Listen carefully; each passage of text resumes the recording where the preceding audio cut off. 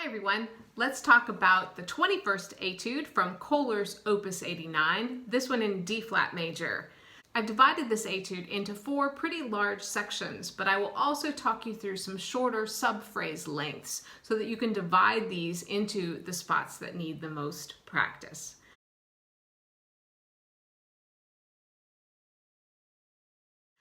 Starting at the very beginning, Köhler has marked this con leggerezza, which means nimble or light or even thoughtless. This melody is really an 8th note melody. So if you remove the double tonguing and play through the first 8 bars several times until you get the flow of it, then when you add back in that double tonguing, I think you will be able to achieve a nimble sounding phrase.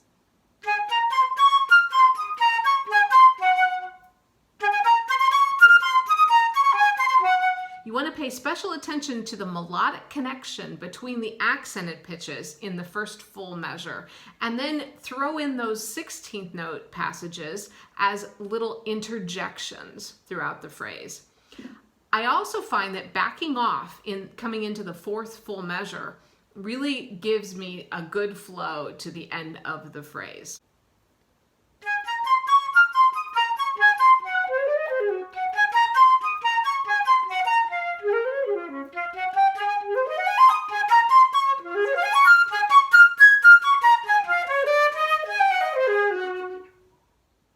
As you're going down a D flat major arpeggio, which you'll have to do quite a few times into the very low register, if you're playing the F, you want to lift your pinky slightly early and get it over to the D flat key. If you're still having issues getting that low D flat to come out, use a mirror and make sure that you're not rolling in or out or changing the balance of the flute and causing your flute to roll in and out as you're reaching for that low D flat.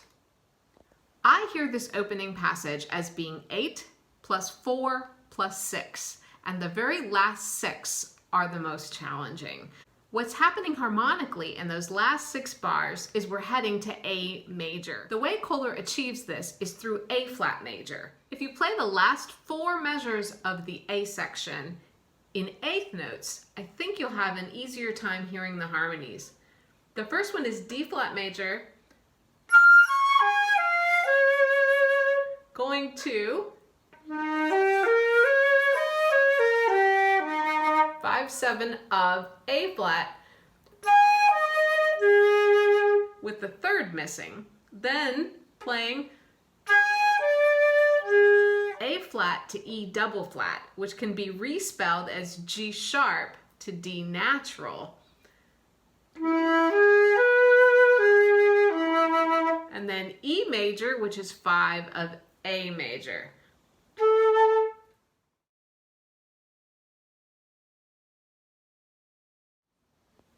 Let's jump now to the coda section. I was trying to figure out why this passage seems so much faster than what we've been playing, and that's when I realized it's because we've really been playing 8th notes up until this part. 8th notes punctuated by some arpeggios. This coda section, though, is straight 16th notes, and it's pretty relentless. We have a lot of passages like this in orchestral repertoire, and it just feels like if you lose your footing for a second, you have a big train wreck. So starting in the 5th measure of the coda, I played just the melody notes, maybe 2 measure groups at a time.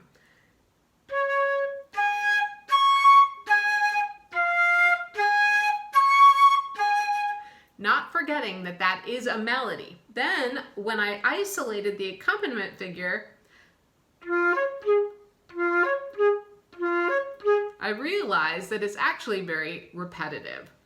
Next thing I tried was linking into E and a 2, E and a 3,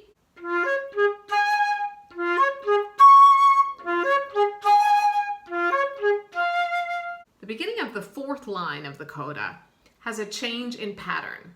It's actually 2 beats that are the same and then 2 beats that are different, and that continues into the next measure.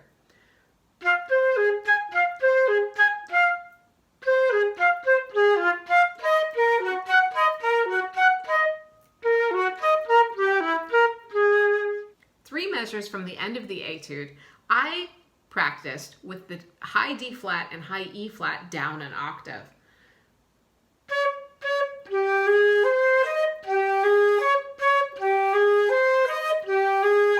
I also practiced stringing the downbeats together so that I could hear the melodic connection despite the octave.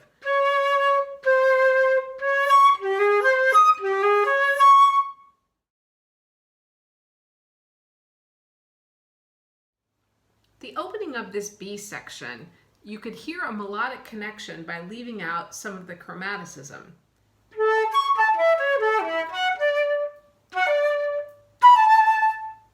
The fourth measure of this section marks a break in pattern that's also pretty challenging.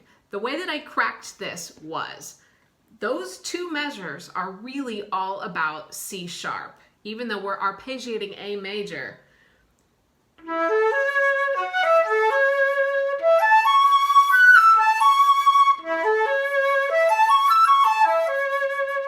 So if you're very conscious of where those C sharps fall, that will help you recognize this passage quickly and have something to hold on to as you play the passage. The next two measures are all about F flat.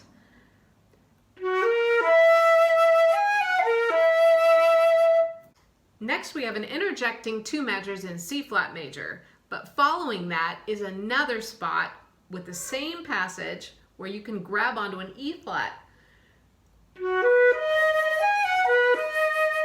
And then two measures later, the same passage, now with a G flat. So playing these two measure groups at a time will really help you parse out and get comfortable with this tricky passage. The last four measures before the repeat of the A section are all about an A flat dominant seventh chord. I hope breaking this etude into sections will help your practice this week. Spend any extra practice time you have on that coda section. That's the moneymaker. And I'll see you next week for our last etude from Opus 89. Have a great week.